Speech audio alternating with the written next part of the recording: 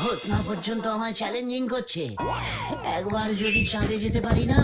আচ্ছা, চাঁদ কি অনেক দূরে নাকি? কিন্তু উঠোনে দাঁড়ালেই তো খালি চোখে দেখা যায়। না না, আমাকে চাঁদে যেতেই হবে। কাল সকালেই আমি চন্দ্রকল বানাবো, কাল সকালেই বানাবো। হ্যাঁ।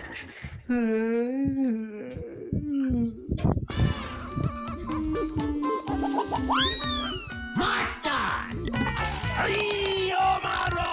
Heio! Heio Maro! Heio!